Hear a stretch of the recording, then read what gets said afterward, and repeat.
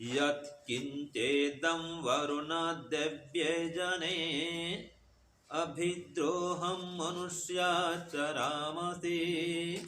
अचित्ति यत्तेव धर्मायुयोऽपि मानस्तस्मात् येन सो देवरीरिषः। ॐ यत्किञ्चेदं वरुणादेव्ये जने अभिद्रोहं मनुष्याचरामसि चित्ति यत्तेव धर्मायोऽपि मानस्तस्मात् येन सो देवरीरिषः।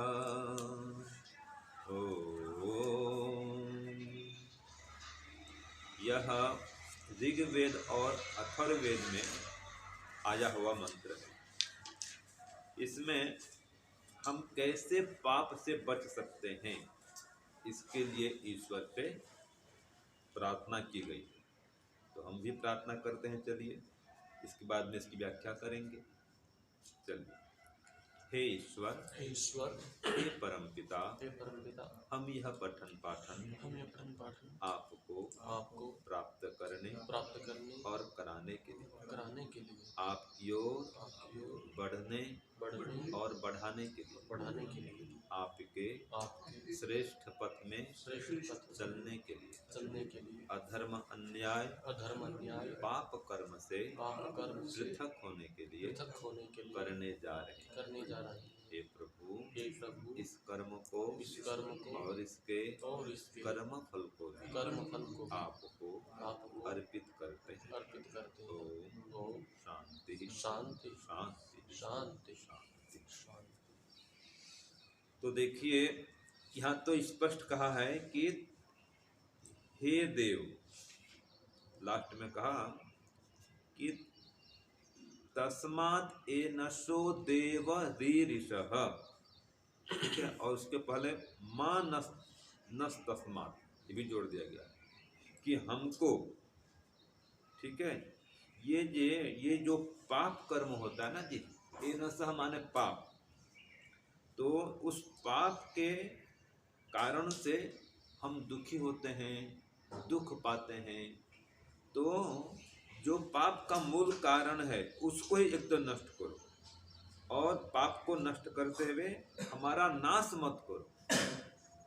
न मां रीरिषः, हमारा विनाश मत करो, माने हमें पतित होने से बचाओ। क्यों व्यक्ति होता है पतित? पाप के कारण। तो हमें पाप से बचाओ। और पाप से कैसे बचेंगे? जब पाप के कारण को नष्ट करेंगे। पाप का कारण क्या है? अविद्या, मिथ्या ज्ञान। तो हे परमात्मा, हमारी अविद्या को नष्ट करिए, हमें पाप से बचाइए और हमें पतित होने से बचाइए। तो इसके लिए सबसे पहले कहा, देखो वरुण, हे वरुण परमात्मा, जैसे आप सर्वश्रेष्ठ हैं हमको भी सर्वश्रेष्ठ बनाइए। ठीक है जी। और मनुष्या दिव्य जने, हम मनुष्य तुझ दिव्य जन में, ठीक है, अर्थात परमात्मा का यहाँ पर क्या कहा? दिव्य जन कहा। परमात्मा कैसा है? दिव्य जन, और हम कहते हैं सामान्य जन। तो आपके प्रति, आप दिव्य पुरुष के प्रति हम कभी कभी द्रोह भी कर देते हैं।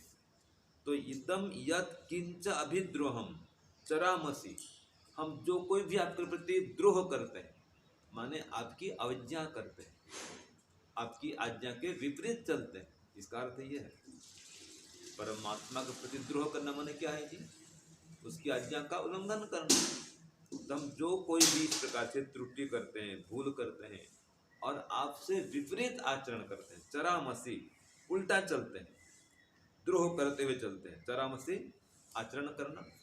तो आपसे जो भी हम उल्टा आचरण करते हैं, आपकी आज्ञा के विपरीत आचरण कर देते हैं, ठीक है, उसको कहा है अभिद्रोह। तो अभिद्रोह पूर्वक हम आचरण कर देते हैं चारों ओर से। अभिद्रोह, अभिमाने चारों ओर से, एक तो है द्रोह करना, और अविद्रोह लगा दिया, माने बार बार कई प्रकार से हम द्रोह करते रहते हैं। और अर्थ करेंगे तो शरीर से, मन से और वाणी से द्रोह करते रहते हैं, इसको अविद्रोह कहा है। ठीक है, सामान्य द्रोह ठीक है, कई बार भूल चूक में कर दिए। अविद्रोह माने बारंबार करना, कई जगह में करना, कई प्रकार से करना, ठीक है जी, कई लोगों प्रति करना, इसको बोलते हैं अभिद्रोह। तो इनके प्रति हम अन्याय कर देते हैं, अधर्म कर देते हैं और आपके विपरीत हम चल देते हैं, आपके नियम के विरुद्ध आचरण करते हैं इस प्रकार। तो ये क्यों हो रहा है? देखो आगे आ भी गया, अचित्त ही, हम जो हमारी अविद्या है ना जी, हमारे असावधानी है, जो हमारा अज्ञान है, इसी अचित्त के कारण, अज्ञान के कारण से, असावधानी के कारण से हम इस प्रकार से उल्टा आचरण कर देते हैं। और यव तव धर्म योपिमो, जो है परमात्मा को जो धर्म है ना, उसके उस धर्म का लोप कर देते हैं। जो आपने बता दिया ये कर्म करो तो हमारा धर्म है, वो आपका धर्म है, आपने बता दिया कर्म करो, तो जो भी परमात्मा ने करने के लिए कहा है वो धर्म है, तो उस धर्म का हम लोप कर देते हैं। इसलिए हम क्या हो जाते हैं? पापी हो जाते हैं, हम पाप कर्म में लिप्त हो जाते हैं। तो हे परमात्मा, इस प्रकार से हमें पाप कर्म से बचाइए, हमें पाप से पृथक करिए और हमें नष्ट होने से भी बचाइए। तो व्यक्ति पदे पदे हर दिन कोई न कोई त्रुटि भूल करते रहता है, क्योंकि देखो हर आदमी क्या है? गलती का पुतला है। कोई ऐसा मिलेगा जो त्रुटि भूल न करता हो? देखो जीवन भर कोई पाप न किया हो, कोई नहीं मिलेगा। तो इसके लिए देखो, इस पाप से मुक्त होना, ठीक है, कैसा है? जैसे पर्वत के चोटी पर जल को चढ़ाना, पानी को पर्वत के नीचे उतारना कितना सरल है, लेकिन पानी को पर्वत के ऊपर चढ़ाना कितना कठिन है। ऐसे ही पाप कर्म से मुक्त होना और सदैव पुण्य कर्म से युक्त होना इतना कठिन है, ठीक है जी, क्योंकि आप जाने अनजाने कई पाप करते रहते हैं। तो इसके लिए सबसे पहले आपको संकल्प करना पड़ेगा, व्रत लेना पड़ेगा कि कम से कम जानबूझ के तो पाप न करें, योजना पूर्वक।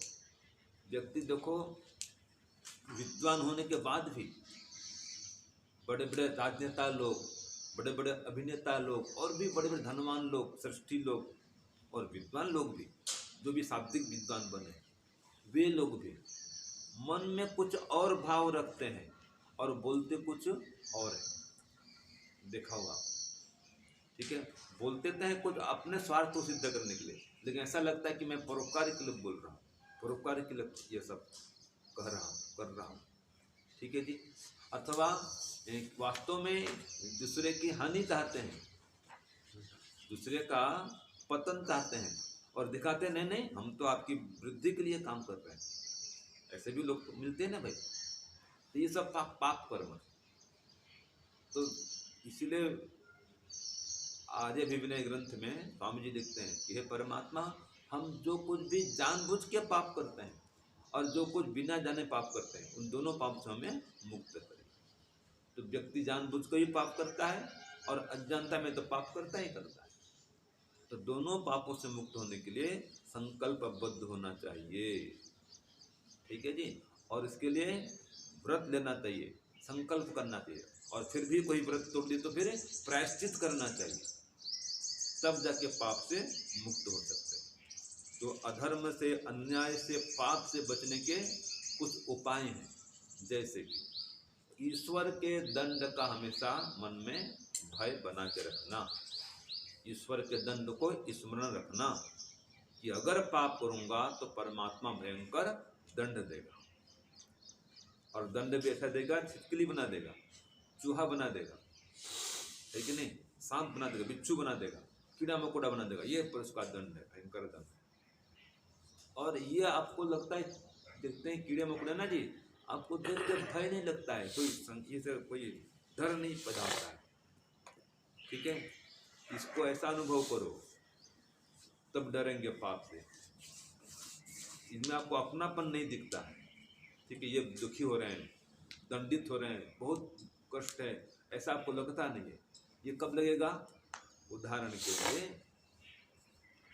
कोई आपका अतिशय प्रिय मित्र है, याद रखिए, बचपन का मित्र है, ठीक है, साथ साथ खेलते थे, पढ़ते थे, स्कूल जाते थे, बड़े साथ साथ हुए, अब बड़े होके आप इस मार्ग में आ गए, ठीक है, और वो गांव में ही रह गया वो, ठीक है, और आपको पता था कि आप भी जब गांव में थे तो उल्टे पुल्टे काम भी करते थे, गर्मी छुट्टी में जाएंगे आम चुराएंगे, है ना, आम के बगीचे में जाएंगे आम चुरा लेंगे, कोई फल तोड़ लेंगे, और होली के दिन में लकड़ी चुरा लेंगे, क्यों जी, ये सामान्य तो चलते ही रहता है। और भी धीरे धीरे वो बढ़ गया उसका गलत काम, और बड़े बड़े पाप करने लगा वो, आप समझाए वो माना नहीं, और आप फिर कोई संत के संग में आए और यहाँ आ गए। अब आप तो संत बन गए, विद्वान बन गए, और कभी 5-10 साल बाद में गांव गए, देखिए आपका मित्र तो भाई बहुत बिगड़ चुका है, शराब भी पीता है, व्यभिचार भी करता है, हिंसा भी करता है, मांस भी खाता है। अब आप उसको समझाते हैं, वो मानता नहीं है, आपका परम मित्र है, ठीक है जी। तो वो कई प्रकार की गलती करता है, त्रुटि करता है, पाप करता है, अधर्म करता है, गांव वाले भी परेशान उससे, शराब पी के पड़े रहता है नाली में, ठीक है, चोरी भी करता है, उल्टा पुल्टा काम करता है, तो घोर पाप में लग गया वो। तो अब आप साक्षात देख रहे हैं कि ये व्यक्ति मरने के बाद में मनुष्य बनने वाला नहीं, ठीक है। अब वही मित्र मरने के बाद में एक कल्पना करते हैं, छिपकली बन जाए, ठीक है जी, आपका मित्र है, और आप योगी बन जाओ, सिद्ध बन जाओ, और अगले जन्म में और ऋषि समान बन जाओ जी, और फिर आप एक कल्पना है, उदाहरण है, कहानी है, फिर आप उसको पहचान जाओ, अरे ये छिपकली तो भाई मेरा मित्र था पिछले जन्म में। अब आप उसको कुछ कहना चाहो, कह पाओगे? आपका साक्षात मित्र छिपकली बना हुआ है, आपके बाथरूम में घूम रहा है, हाँ, और आप देख रहे हैं कि मेरा मित्र है, आप तो योगी बन गया, आपकी दिव्य दृष्टि हो गई, आप पहचान रहे हैं, ठीक है जी। तो आप उसको सुधारना चाहते हैं, लेकिन आप उससे बात नहीं कर पाते।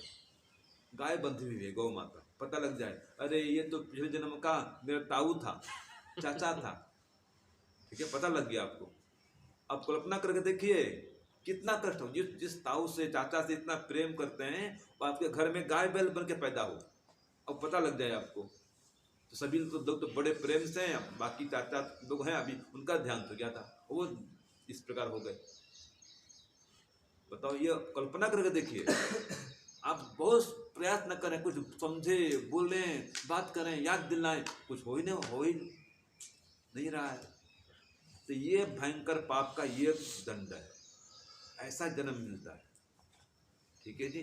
तो जब अपने में घटाओगे तो पता चलेगा भी कितना वो कष्टकर स्थिति है वो, इस प्रकार से। तो ये जो भयंकर पाप कर्म हैं बहुत सारे, इनसे बचने के लिए ईश्वर के दंड को याद रखें, और इस प्रकार याद रखें, व्यक्ति धन यौवन के मद में एकदम अभिमान से चूर हो जाता है, और पाप करते रहता है, राग द्वेष में पड़ जाता है, खुला अपराध करता है, अन्याय करता है, धमकी देता है, उल्टा पुल्टा काम करता है, क्यों? परमात्मा का दंड उसको याद नहीं रहा। तो ये जो व्यक्ति परमात्मा का दंड याद रखेगा, वो अधर्म अन्याय पूर्वक कोई भी आचरण नहीं करेगा। जो मंत्र कहा था ना जी कि यत तव धर्मा लोपिम, कि हम तेरे धर्म का लोप कर देते हैं, तो फिर परमात्मा के धर्म का लोप नहीं करेगा, जो उसके दंड को याद रखेगा। तो परमात्मा का संग और परमात्मा का दंड, ये दोनों ही पाप से बचाने वाले हैं।